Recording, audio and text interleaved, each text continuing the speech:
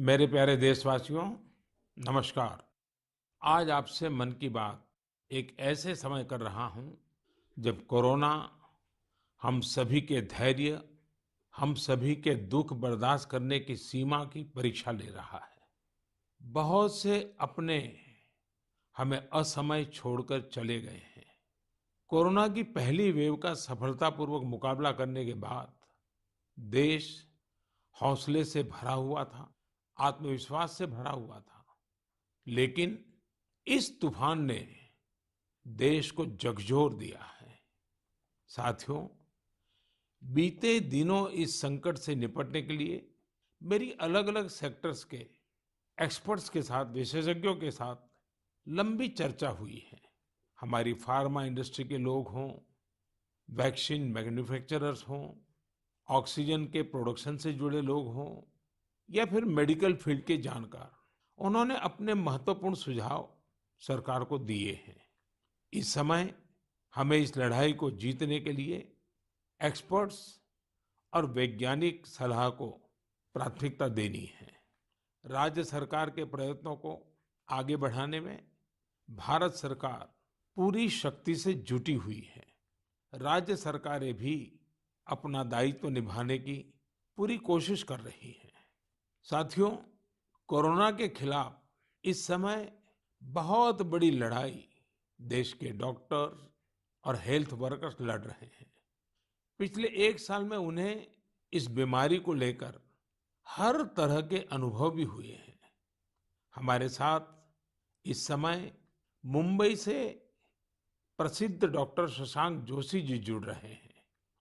Doctor Shashank ji को corona के इलाज और इससे जुड़ी रिसर्च का बहुत जमीनी अनुभव है। वो इंडियन कॉलेज ऑफ फिजिशियंस के डीन भी रह चुके हैं। आइए बात करते हैं डॉक्टर शशांक से। नमस्कार डॉक्टर शशांक जी। नमस्कार सर। अभी कुछ दिन पहले ही मुझे आपसे बात करने का अवसर मिला था। आपके विचारों की स्पष्टता मुझे बहुत अच्छी लगी थी। मुझे लगा देश के सभी नागरिकों को आपके विचार जानने चाहिए। जो बातें सुनने में आती है उसी को मैं एक सवाल के रूप में आपके सामने प्रस्तुत करता हूँ। डॉक्टर शशांक, आप लोग इस समय दिन रात जीवन रक्षा के काम में लगे हुए हैं। सबसे पहले तो मैं चाहूंगा कि आप सेकंड वेव के बारे में लोगों को बताएं। मेडिकली ये कैसे अलग है और क्या-क्या सावधानी जरूरी है। धन्यवाद सर। ये दूसरी बाढ़ आई है, ये तेजी से आई है। तो जितनी पहली बाढ़ थी उससे ये वायरस ज़्यादा तेज चल रहा है, लेकिन अच्छी बात यह है कि उससे ज़्यादा रफ्तार से रिकवरी भी है और मृत्यु दर काफ़ी कम है। इसमें दो तीन फर्क है। पहली तो ये युवाओं में और बच्चों में भी थोड़ा दिखाई दे रहा है। उसके जो लक्षण हैं, पहले जैसे लक्षण थे, सांस चढ़ना, सूखा खांसी आना, बुखार आना, ये तो सब है ही, पर उसके साथ थोड़ा गंध जाना, स्वाद चला जाना, ये भी है। और लोग थोड़े भयभीत हुए। भयभीत होने की बिल्कुल जरूरत नहीं है। 80-90% लोगों में इसमें कोई भी लक्षण नहीं दिखाई देते हैं। ये म्यूटेशन जो बोलते हैं, घबराने की बात नहीं है। ये म्यूटेशन होते रहते हैं। जैसे हम कपड़े बदलते हैं वैसे वायरस भी अपना रंग बदल रहा है, और इसलिए बिल्कुल डरने की बात नहीं है। और ये वेव को हम पाल कर देंगे। वेव आती जाती है और ये वायरस आते जाते रहता है। तो यही अलग अलग लक्षण हैं और मेडिकली हमको सतर्क रहना चाहिए। एक 14 से 21 दिन का ये कोविड का टाइम टेबल है। इसमें वैद्यकीय सलाह लेना चाहिए। डॉक्टर शशांक, मेरे लिए भी आपने जो एनालिसिस बताया बड़ा इंटरेस्टिंग है। मुझे कई चिट्ठियां मिली हैं जिसमें ट्रीटमेंट के बारे में भी लोगों की बहुत सी आशंकाएं हैं। कुछ दवाओं की मांग बहुत ज्यादा है। इसलिए मैं चाहता हूं कि कोविड के ट्रीटमेंट के बारे में भी आप लोगों को जरूर बताएं। हाँ सर, क्लिनिकल ट्रीटमेंट लोग बहुत देरी से चालू करते हैं और अपने आप बीमारी से दब जाएंगी ये भरोसे पे रहते हैं और मोबाइल पे आने वाली बातों पे भरोसा रखते हैं। और अगर सरकारी दी हुई सूचना का पालन करे तो ये कठिनाई का सामना नहीं आता है। तो कोविड में जो ट्रीटमेंट क्लिनिकल प्रोटोकॉल है उसमें 3 प्रकार की तीव्रता है। हल्का या माइल्ड कोविड, मध्यम या मॉडरेट कोविड और तीव्र कोविड जो सीवियर कोविड बोलते हैं, इसके लिए है। तो जो हल्का कोविड है उसके लिए तो हम ऑक्सीजन का मॉनिटरिंग करते हैं, पल्स का मॉनिटरिंग करते हैं, बुखार का मॉनिटरिंग करते हैं। बुखार बढ़ जाता है तो कभी कभी पैरासीटामोल जैसी दवाई का इस्तेमाल करते हैं और अपने डॉक्टर से संपर्क करना चाहिए। जो मॉडरेट कोविड होता है, मध्यम कोविड होता है या तीव्र कोविड होता है, तो वैद्य की अपने डॉक्टर के साथ संपर्क करना बहुत जरूरी है। सही और सस्ती दवाई अवेलेबल है, जिसमें स्टीरॉयड जो है ये जान बचा सकती है। जो इनहेलर्स दे सकते हैं हम, टैबलेट दे सकते हैं हम, और उसके साथ ही प्राणवायु जो ऑक्सीजन है वो देना पड़ता है, और इसके लिए छोटे छोटे इलाज है। लेकिन अक्सर क्या हो रहा है कि एक नई एक्सपेरिमेंटल दवाई है जिसका नाम है रेमडेसिविर। ये दवाई से एक चीज़ जरूर होती है कि अस्पताल में 2-3 दिन कम रहना पड़ता है और क्लिनिकल रिकवरी में थोड़ी सी उसकी एड होती है। ये भी दवाई कम काम करती है जब पहले 9-10 दिन में दी जाती है, और ये 5 ही दिन लेनी पड़ती है। तो ये लोग जो दौड़ रहे हैं रेमडेसिविर के पीछे, ये बिल्कुल दौड़ना नहीं चाहिए। ये दवाई की थोड़ा काम है जिनको ऑक्सीजन लगता है, प्राणवायु ऑक्सीजन लगता है, जो अस्पताल में भर्ती होते हैं, और डॉक्टर जब बताते तभी लेना चाहिए। तो ये बहुत ज़रूरी है सब लोगों को समझना। हम प्राणायाम करेंगे, हमारे शरीर के जो लंग्स है उसको थोड़ा एक्सपांड करेंगे, और जो हमारी खून पतली करने वाली जो इंजेक्शन आती है जिसको हम हिपैरिन बोलते हैं, ये छोटी छोटी दवाइयाँ देंगे तो 98% लोग सर ठीक हो जाते हैं। तो पॉजिटिव रहना बहुत ज़रूरी है। ट्रीटमेंट प्रोटोकॉल वैद्य के सलाह से लेना बहुत ज़रूरी है, और ये जो महंगी महंगी दवाई है उसके पीछे दौड़ने की कोई ज़रूरत नहीं है सर। अपने पास अच्छे इलाज चालू है, प्राणवायु ऑक्सीजन है, वेंटिलेटर की भी सुविधा है, सब कुछ है सर। और कभी कभी ये दवाई यदि मिल जाती है तो योग्य लोगों में ही देनी चाहिए। तो इसके लिए बहुत भ्रम पैदा हुआ है, और इसलिए ये स्पष्टीकरण देना चाहता हूँ सर कि अपने पास वर्ल्ड की सबसे बेस्ट ट्रीटमेंट अवेलेबल है। आप देखेंगे कि भारत में सबसे अच्छा रिकवरी रेट है। आप यदि कंपेयर करेंगे यूरोप के लिए, अमेरिका, वहीं से भी हमारे यहाँ के ट्रीटमेंट प्रोटोकॉल से मरीज ठीक हो रहे हैं सर। डॉक्टर शशांक, आपका बहुत बहुत धन्यवाद। डॉक्टर शशांक ने जो जानकारियां हमें दी वो बहुत जरूरी है और हम सबके काम आएगी। साथियों, मैं आप सबसे आग्रह करता हूं, आपको अगर कोई भी जानकारी चाहिए हो, कोई और आशंका हो, तो सही सोर्स से ही जानकारी लें। आपके जो फैमिली डॉक्टर हो, आसपास के जो डॉक्टर्स हो, आप उनसे फोन से संपर्क करके सलाह लीजिए। मैं देख रहा हूं कि हमारे बहुत से डॉक्टर खुद भी ये जिम्मेदारी उठा रहे हैं। कई डॉक्टर्स सोशल मीडिया के जरिए लोगों को जानकारी दे रहे हैं, फोन पर, व्हाट्सएप पर भी काउंसलिंग कर रहे हैं।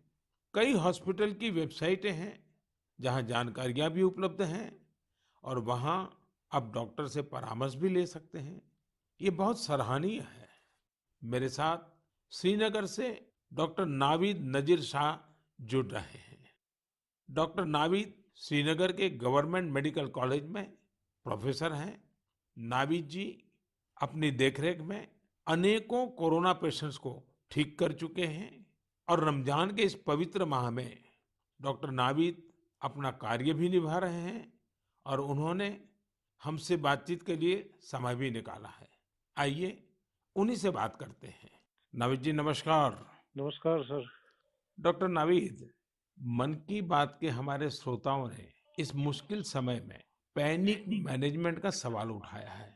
आप अपने अनुभव से उन्हें क्या जवाब देंगे?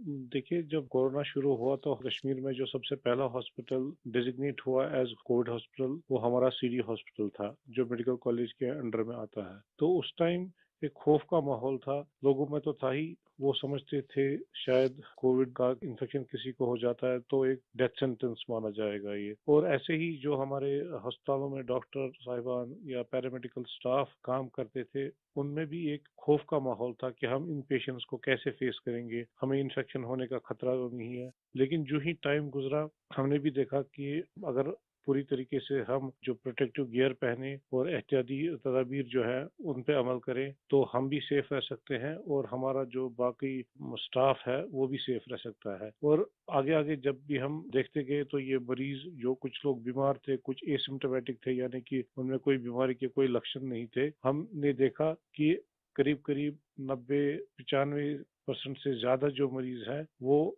खुद विदाउट एनी मेडिकेशन भी ठीक हो जाते हैं। तो वक्त जैसे गुजरता गया तो लोगों में जो कोरोना का एक डर था वो बहुत कम हो गया। आज की बात जो हम ये सेकंड वेव जो इस टाइम हमारी आई है इस कोरोना में, इस टाइम भी हमें पैनिक होने की जरूरत नहीं है। इस मौके पे भी हम अगर जो प्रोटेक्टिव मेजर्स हैं, जो एसओपीज है, अगर उन पे हम अमल करेंगे, जैसे मास्क पहनना, हैंड सैनिटाइजर का यूज करना, इसके अलावा फिजिकल डिस्टेंस मेंटेन करना या सोशल गैदरिंग्स हम अवॉइड करें, तो हम अपना रोजमर्रा का काम भी बखूबी निभा सकते हैं और इस बीमारी से प्रोटेक्शन भी पा सकते हैं। डॉक्टर नावीद, वैक्सीन को लेकर भी लोगों के कई सारे सवाल हैं, जैसे कि वैक्सीन से कितनी सुरक्षा मिलेगी, वैक्सीन के बाद कितना आश्वस्त रह सकते हैं। आप कुछ बात इसमें बताएं तो श्रोताओं को बहुत लाभ होगा। जब कोरोना का इन्फेक्शन सामने आया, तब से आज तक हमारे पास अभी कोविड-19 के अगेंस्ट कोई इफेक्टिव ट्रीटमेंट अवेलेबल नहीं है। तो हम इस बीमारी को फाइट दो ही चीजों से कर सकते हैं, एक तो प्रोटेक्टिव मेजर, और हम पहले से ही कह रहे थे कि अगर कोई इफेक्टिव वैक्सीन हमारे पास आए तो वो हमें इस बीमारी से निजात दिला सकता है। और हमारे मुल्क में दो वैक्सीन इस टाइम अवेलेबल है, कोवैक्सीन है, कोविशील्ड है, जो यहीं पे बना हुआ वैक्सीन है। और कंपनीज भी अपनी जो उन्होंने ट्रायल्स की हैं, तो उसमें भी देखा गया है कि इसकी एफिकेसी जो है वो 60% से ज्यादा है।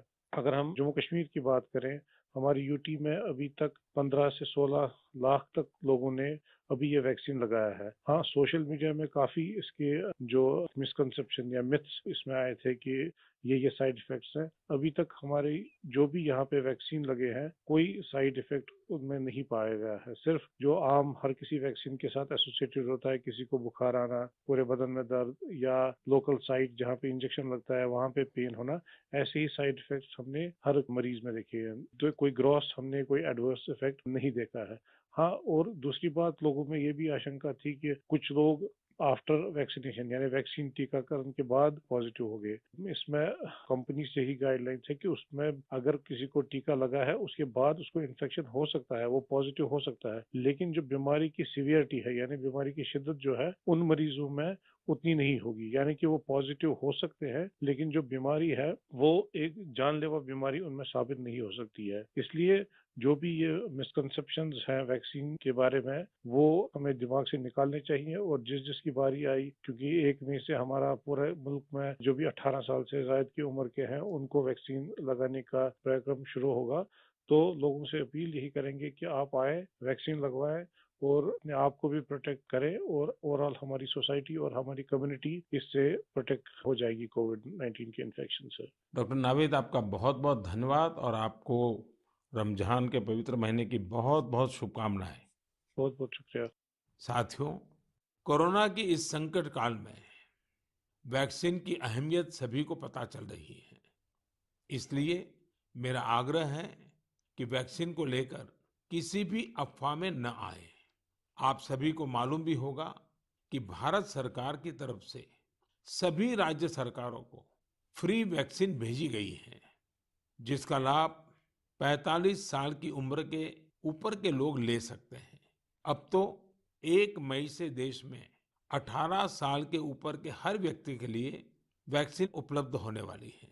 अब देश का कॉरपोरेट सेक्टर, कंपनियां भी अपने कर्मचारियों को वैक्सीन लगाने के अभियान में भागीदारी निभा पाएगी।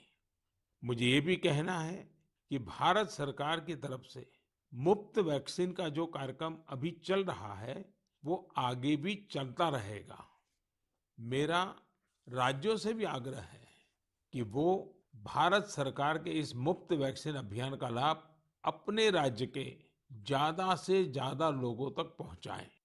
साथियों, हम सब जानते हैं कि बीमारी में हमारे लिए अपनी अपने परिवार की देखभाल करना मानसिक तौर पर कितना मुश्किल होता है। लेकिन हमारे अस्पतालों के नर्सिंग स्टाफ को तो यही काम लगातार कितने ही मरीजों के लिए एक साथ करना होता है। ये सेवा भाव हमारे समाज की बहुत बड़ी ताकत है। नर्सिंग स्टाफ द्वारा की जा रही सेवा और परिश्रम के बारे में सबसे अच्छे से तो कोई नर्स ही बता सकती है। इसलिए मैंने रायपुर के doctor B R. Ambedkar medical college hospital में अपनी सेवाएं दे रही सिस्टर भावना ध्रुव जी को मन की बात में आमंत्रित किया है। वो अनेकों कोरोना मरीजों की देखभाल कर रही हैं। आइए उन्हीं से बात करते हैं। नमस्कार भावना जी। आदरणीय प्रधानमंत्री जी, नमस्कार। भावना जी, यस सर। मन की बात सुनने वालों को आप जरूर ये बताइए कि आपके परिवार में इतनी सारी जिम्मेवारियां, इतने सारे मैंने मल्टीटास्क, और सर। उसके बाद भी आप कोरोना के मरीजों के साथ काम कर यस रही सर। हैं। कोरोना के मरीजों के साथ आपका जो अनुभव रहा, वो जरूर देशवासी सुनना चाहेंगे, क्योंकि सिस्टर जो होती हैं, नर्सिस जो होते हैं, वो यस सर। पेशेंट के सबसे निकट होती हैं और सबसे लंबे समय तक होती हैं। Yes sir. तो वो हर चीज को बड़ी बारीकी से समझ सकती हैं। जी बताइए। जी सर, मेरा टोटल एक्सपीरियंस कोविड में सर 2 मंथ का है सर। हम 14 डेज ड्यूटी करते हैं और 14 डेज के बाद हमें रेस्ट दिया जाता है। फिर 2 महीने बाद हमारा ये कोविड ड्यूटी रिपीट होता है सर। जब सबसे पहले मेरी कोविड ड्यूटी लगी तो सबसे पहले मैं अपने फैमिली मेंबर्स को ये कोविड ड्यूटी की बात शेयर करी। ये मई की बात है और मैं ये जैसे ही मैंने शेयर किया, सबके सब डर गए, घबरा गए मुझसे। कहने लगे कि बेटा ठीक से काम करना। एक इमोशनल सिचुएशन था सर बीच में, जब मेरी बेटी मुझसे पूछी, मम्मा आप कोविड ड्यूटी जा रहे हो? तो उस समय बहुत ही ज़्यादा मेरे लिए इमोशनल मोमेंट था। लेकिन जब मैं कोविड पेशेंट के पास गई तो मैं एक ज़िम्मेदारी घर में छोड़ के गई और जब मैं कोविड पेशेंट से मिली सर, तो वो उनसे और ज़्यादा घबराए हुए थे। कोविड के नाम से सारे पेशेंट इतना डरे हुए थे सर कि उनको समझ में ही नहीं आ रहा था कि उनके साथ क्या हो रहा है, हम आगे क्या करेंगे। हम उनके डर को दूर करने के लिए उनसे बहुत अच्छे से हेल्दी एनवायरनमेंट दिए सर उन्हें। हमें जब ये कोविड ड्यूटी करने को कहा गया तो सर सबसे पहले हमको पीपी किट पहनने के लिए कहा गया सर, जो कि बहुत ही कठिन है। पीपी किट को पहन करके ड्यूटी करना सर, ये बहुत टफ था हमारे लिए। मैंने 2 मंथ की ड्यूटी में हर जगह 14-14 दिन ड्यूटी किए, वार्ड में, आईसीयू में, आइसोलेशन में सर। यानी कुल अलग। मिलाकर तो आप 1 साल से इसी काम को कर रही है। Yes sir. वहाँ जाने से पहले मुझे नहीं पता था कि मेरे कलीग्स कौन हैं। हम एक टीम मेंबर की तरह काम किए सर, उनका जो भी प्रॉब्लम थे उनको शेयर किए। हम जाने पेशेंट के बारे में और उनका स्टिग्मा दूर किया सर। कई लोग ऐसे थे सर कि जो कोविड के नाम से ही डरते थे। वो सारे सिम्पटम्स उनमें आते थे जब हम हिस्ट्री लेते थे उनसे, लेकिन वो डर के कारण वो अपना टेस्ट नहीं करवा पाते थे। तो हम उनको समझाते थे और सर जब सीवियरिटी बढ़ जाती थी, तब उनका लंग्स ऑलरेडी इन्फेक्टेड हो चुका रहता था, तब उनको आईसीयू की ज़रूरत रहती थी, तब वो आते थे और साथ में उनकी पूरी फैमिली आती थी। तो ऐसा 1-2 केस हमने देखा सर। और ऐसा भी नहीं कि हर एक एज ग्रुप के साथ काम किया सर हमने, जिसमें छोटे बच्चे थे, महिला, पुरुष, बुजुर्ग, सारे तरह के पेशेंट थे सर। उन सबसे हमने बात करी तो सबने कहा कि हम डर की वजह से नहीं आ पाए। सबका यही हमें आंसर मिला सर। तो हम उनको समझाएं सर कि डर कुछ नहीं होता है, आप हमारा साथ दीजिए, हम आपका साथ देंगे। बस आप जो भी प्रोटोकॉल्स है उसे फॉलो कीजिए। बस हम इतना उनसे कर पाए सर। भावना जी, मुझे बहुत अच्छा लगा आपसे बात कर करके। आपने काफी अच्छी जानकारियां दी हैं, अपने स्वयं के अनुभव से दी हैं। जी तो सर। जरूर देशवासियों को इससे एक पॉजिटिविटी का मैसेज जाएगा। आपका बहुत बहुत धन्यवाद Bhavna ji. Thank you so much sir, thank you ठीक। So much. जय हिंद सर। जय हिंद। भावना जी और नर्सिंग स्टाफ के आप जैसे हजारों लाखों भाई बहन बखूबी अपना कर्तव्य निभा रहे हैं। ये हम सभी के लिए बहुत बड़ी प्रेरणा है। आप अपने स्वास्थ्य पर भी खूब ध्यान दीजिए, अपने परिवार का भी ध्यान रखिए। साथियों, हमारे साथ इस समय बेंगलुरु से सिस्टर सुरेखा जी भी जुड़ी हुई है। सुरेखा जी केसी जनरल हॉस्पिटल में सीनियर नर्सिंग ऑफिसर है। आइए उनके अनुभव भी जानते हैं। नमस्ते Surekha ji. I'm really proud and honored, sir, to speak to Prime Minister of our country. Surekha ji, you along with all fellow nurses and hospital staff are doing excellent work. India is thankful to you all. What is your message for the citizens in this fight against COVID-19? Yes, sir. Being a responsible citizens, I would really like to tell something like, please be humble to your neighbors. And early testing and proper tracking help us to reduce the mortality rate. And moreover, please, if you find any symptoms, isolate yourself and consult nearby doctors and get treated as early as possible. So community need to know awareness about this disease and be positive, don't be panic and don't be stressed out. It worsen the condition of the patient. We are thankful to our government, proud to have a vaccine also. I'm already vaccinated. With my own experience, I wanted to tell the citizens of India, no vaccines provides 100% protections immediately. It takes time to build a immunity. Please don't be scared to get vaccinated. Please vaccinate yourself. There is a minimal side effects, and I want to deliver the message like stay at home, stay healthy, avoid contact with the people who are sick, and avoid touching the nose, eyes and mouth unnecessarily. Please practice physical distancing, wear mask properly, wash your hands regularly, and home remedies you can practice in the house. Please drink Ayurvedic kada, take steam inhalation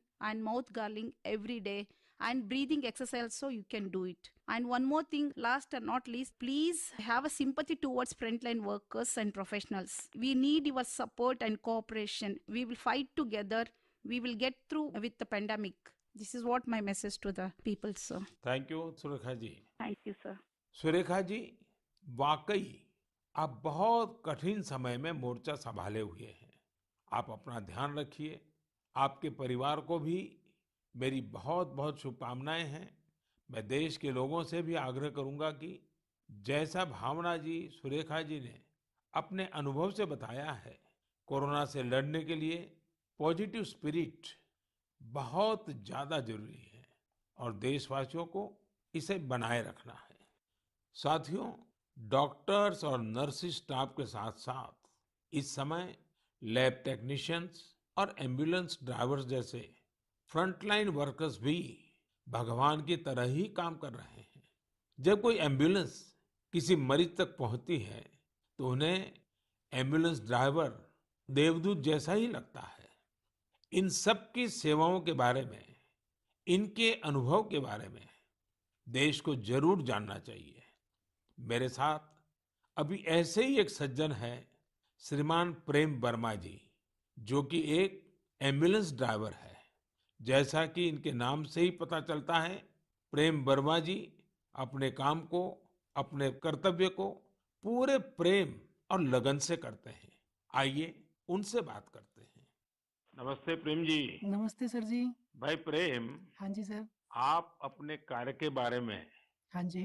जरा विस्तार से बताइए। आपका जो अनुभव है वो भी बताइए। मैं गेट्स एम्बुलेंस में ड्राइवर की पोस्ट पे हूँ। हाँ। और जैसे ही कंट्रोल हमें एक टैब पे कॉल देता है, 102 से जो कॉल आती है, हम मूव करते हैं पेशेंट के पास। हम पेशेंट को जाते हैं उनके पास। तो 2 साल से हम कंटिन्यू कर रहे हैं काम। अपना किट पहन के, ग्लव्स, मास्क पहन के पेशेंट को जहाँ वो ड्रॉप करने के लिए कहते हैं, जो भी हॉस्पिटल में, हम जल्दी से जल्दी उनको ड्रॉप करते हैं। आपको तो वैक्सीन की दोनों डोज लग गई होगी। बिल्कुल सर। तो दूसरे लोगों को वैक्सीन लगवाएं, इसके लिए आपका क्या संदेश है? सर बिल्कुल सभी को ये डोज लगवानी चाहिए और अच्छी ही है फैमिली के लिए भी। अब मुझे मेरी मम्मी कहती है ये नौकरी छोड़ दो। मैंने बोला मम्मी अगर मैं भी नौकरी छोड़ के बैठ जाऊंगा तो सब और पेशेंट को कैसे कौन छोड़ने जाएगा, क्योंकि सब इस कोरोना काल में सब भाग रहे हैं, सब नौकरी छोड़ छोड़ के जा रहे हैं। मम्मी भी मुझे बोलती है कि बेटा ये नौकरी छोड़ दे। मैंने बोला नहीं मम्मी, मैं नौकरी नहीं छोड़ूंगा। प्रेम जी, माँ को दुखी मत करना, नहीं माँ सर। को समझाना। हाँ जी। लेकिन ये जो आपने माँ वाली बात बताई ना, हाँ जी। ये बहुत ही छूने वाली है। आपकी माता जी को भी हाँ जी। मेरा प्रणाम कहिएगा। बिल्कुल। हाँ। हाँ जी। और प्रेम जी, मैं आपके माध्यम से हाँ जी। ये एम्बुलेंस चलाने वाले हमारे ड्राइवर भी हाँ जी। कितना बड़ा रिस्क लेकर के काम कर रहे हैं हाँ जी। और हर एक की माँ क्या सोचती है, बिल्कुल सर। ये बात जब श्रोताओं तक पहुंचेगी, हाँ जी। मैं जरूर मानता हूँ कि उनको भी दिल को छू जाएगी। हाँ जी। प्रेम जी, बहुत बहुत धन्यवाद। आप एक प्रकार से प्रेम की गंगा बहा रहे हैं। धन्यवाद सर जी। धन्यवाद भैया। धन्यवाद। साथियों, प्रेम वर्मा जी और इन जैसे हजारों लोग आज अपना जीवन दांव पर लगाकर लोगों की सेवा कर रहे हैं।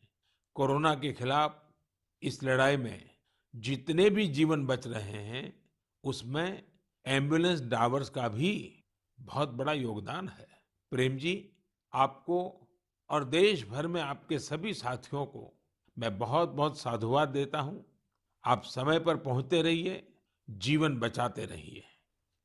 मेरे प्यारे देशवासियों, ये सही है कि कोरोना से बहुत लोग संक्रमित हो रहे हैं, लेकिन कोरोना से ठीक होने वाले लोगों की संख्या भी उतनी ही ज्यादा है। गुरुग्राम की प्रीति चतुर्वेदी जी ने भी हाल ही में कोरोना को हराया है। प्रीति जी मन की बात में हमारे साथ जुड़ रही हैं। उनके अनुभव हम सबके काफी काम आएंगे। प्रीति जी नमस्ते। नमस्ते सर, कैसे हैं आप? मैं ठीक हूँ जी। सबसे हाँ पहले तो मैं आपकी कोविड-19 से जी, सफलतापूर्वक लड़ने के लिए जी। सराहना करूंगा। थैंक यू सो मच मेरी सर। कामना है आपका स्वास्थ्य और तेजी से बेहतर हो। जी, शुक्रिया सर। प्रीति जी, हाँ जी सर। ये सिर्फ आपके परिवार में आप ही का नंबर लगा कि परिवार के और सदस्य भी इसमें फंस गए हैं? नहीं, नहीं सर, मैं अकेली ही हुई थी चलिए आज पॉजिटिव। भगवान की कृपा रही। अच्छा, जी मैं सर। चाहूंगा हाँ जी कि सर। आप अपने इस पीड़ा के अवस्था के कुछ अनुभव अगर साझा करें, तो जी सर। शायद जो श्रोता है हाँ उनको जी। भी ऐसे समय कैसे अपने आप को संभालना चाहिए इसका मार्गदर्शन मिलेगा। जी सर, ज़रूर। सर इनिशियली इस स्टेज में मेरे को बहुत ज़्यादा लेथार्जिक मतलब बहुत सुस्ती-सुस्ती आया और उसके बाद ना मेरे गले में थोड़ी-सी खराश होने लगी। तो उसके बाद ना मेरा थोड़ा-सा मेरे को लगा कि ये सिम्पटम्स है, तो मैंने टेस्ट कराने के टेस्ट कराया। दूसरे दिन रिपोर्ट आते ही जैसे ही मेरे को पॉजिटिव हुआ, मैं अपने आप को क्वारंटीन कर लिया। एक रूम में आइसोलेट करके अब डॉक्टर्स के साथ कंसल्ट करा मैंने उनसे, उनकी मेडिकेशन स्टार्ट कर तो दी। आपका परिवार बच गए आपके क्विक जी सर। एक्शन के कारण। जी सर, वो बाकी सबका भी बाद में कराया था, बाकी सब नेगेटिव थे, मैं ही पॉजिटिव थी और उससे पहले मैंने अपने आप को आइसोलेट कर लिया था एक रूम के अंदर। अपनी ज़रूरत का सारा सामान रख के उसको मैं अपने आप अंदर कमरे में बंद हो गई थी और उसके साथ-साथ मैंने फिर डॉक्टर के साथ मेडिकेशन स्टार्ट कर दी। तो मैंने मेडिकेशन के साथ-साथ ना मैंने योगा, आयुर्वेदिक और साथ में मैंने ना काढ़ा भी लेना शुरू कर दिया था अपनी इम्यूनिटी बूस्ट करने के लिए। और सर मैं दिन में मतलब जब भी अपना भोजन वगैरह लेती थी, उसमें मैंने हेल्दी फूड जो कि प्रोटीन रिच डाइट थी, वो लिया मैंने बहुत सारा फ्लूइड लिया, मैंने स्टीम लिया, गार्गल किया और हॉट वाटर लिया। मैंने दिन भर मैं इन सब चीज़ों को ही अपने उस जीवन में लेती आई डेली। और सर इन दिनों में ना सबसे बड़ी बात मैं बोलना चाहूँगी कि घबराना तो बिल्कुल नहीं है, बहुत मेंटली स्ट्रांग करना है, जिसके लिए मेरे को ना योगा ने बहुत ज़्यादा ब्रीदिंग एक्सरसाइज करती थी ना, उससे मुझे अच्छा लगता था उसको करने हम्म। से मुझे। अच्छा प्रीति जी, जब अब आपका प्रोसेस पूरा हो गया, आप संकट से बाहर निकल आई, हाँ अब आपका जी। टेस्ट भी नेगेटिव आ गया है, हाँ जी तो सर। फिर आप अपने स्वास्थ्य के लिए, जी इसके सर। देखभाल के लिए अभी क्या कर रही है? सर मैंने एक तो योगा बंद नहीं किया है, ठीक है, मैंने काढ़ा अभी भी ले रही हूँ और अपनी ना इम्यूनिटी बूस्ट रखने के लिए मैं अच्छा हेल्दी फूड खा रही हूँ अभी, जो कि मैं बहुत अपने आप को नेग्लेक्ट कर लेती थी, उस पर बहुत ध्यान दे रही हूँ मैं। धन्यवाद Preeti ji. Thank you so much sir. आपने जो जानकारी दी, मुझे लगता है ये बहुत सारे लोगों के काम आएगी। आप स्वस्थ रहें, आपके परिवार के लोग स्वस्थ रहें, मेरी आपको बहुत बहुत शुभकामनाएं। मेरे प्यारे देशवासियों, जैसे आज हमारे मेडिकल फील्ड के लोग, फ्रंटलाइन वर्कर्स, दिन रात सेवा कार्यों में लगे हैं, वैसे ही समाज के अन्य लोग भी इस समय पीछे नहीं है। देश एक बार फिर एकजुट होकर कोरोना के खिलाफ लड़ाई लड़ रहा है। इन दिनों मैं देख रहा हूं, कोई क्वारंटाइन में रह रहे परिवारों के लिए दवा पहुंचा रहा है, कोई सब्जियां, दूध, फल आदि पहुंचा रहा है, कोई एम्बुलेंस की मुफ्त सेवाएं मरीजों को दे रहा है। देश के अलग अलग कोने में इस चुनौतीपूर्ण समय में भी स्वयंसेवी संगठन आगे आकर दूसरों की मदद के लिए जो भी कर सकते हैं वो करने का प्रयास कर रहे हैं। इस बार गांवों में भी नई जागरूकता देखी जा रही है। कोविड नियमों का सख्ती से पालन करते हुए लोग अपने गांव की कोरोना से रक्षा कर रहे हैं। जो लोग बाहर से आ रहे हैं उनके लिए सही व्यवस्थाएं भी बनाई जा रही हैं। शहरों में भी कई नौजवान सामने आए हैं जो अपने क्षेत्र में कोरोना के केस न बढ़े, इसके लिए स्थानीय निवासियों के साथ मिलकर प्रयास कर रहे हैं। यानी एक तरफ देश दिन रात अस्पतालों, वेंटिलेटर्स और दवाइयों के लिए काम कर रहा है, तो दूसरी ओर देशवासी भी जी जान से कोरोना की चुनौती का मुकाबला कर रहे हैं। ये भावना हमें कितनी ताकत देती है, कितना विश्वास देती है। ये जो भी प्रयास हो रहे हैं, समाज की बहुत बड़ी सेवा है। ये समाज की शक्ति बढ़ाते हैं। मेरे प्यारे देशवासियों, आज मन की बात की पूरी चर्चा को हमने कोरोना महामारी पर ही रखा, क्योंकि आज हमारी सबसे बड़ी प्राथमिकता है इस बीमारी को हराना। आज भगवान महावीर जयंती भी है। इस अवसर पर मैं सभी देशवासियों को शुभकामनाएं देता हूँ। भगवान महावीर के संदेश हमें तप और आत्म संयम की प्रेरणा देते हैं। अभी रमजान का पवित्र महीना भी चल रहा है। आगे बुद्ध पूर्णिमा भी है। गुरु तेग बहादुर जी का 400वां प्रकाश पर्व भी है। एक महत्वपूर्ण दिन पोचिशे बोईशाक टैगोर जयंती का है। ये सभी हमें प्रेरणा देते हैं अपने कर्तव्य को निभाने की। एक नागरिक के तौर पर हम अपने जीवन में जितनी कुशलता से अपने कर्तव्यों को निभाएंगे, संकट से मुक्त होकर भविष्य के रास्ते पर उतनी ही तेजी से आगे बढ़ेंगे। इसी कामना के साथ मैं आप सभी से एक बार फिर आग्रह करता हूं कि वैक्सीन हम सबको लगवाना है और पूरी सावधानी भी रखनी है। दवाई भी, कड़ाई भी, इस मंत्र को कभी भी नहीं भूलना है। हम जल्द ही साथ मिलकर इस आपदा से बाहर आएंगे। इसी विश्वास के साथ आप सभी का बहुत बहुत धन्यवाद। नमस्कार।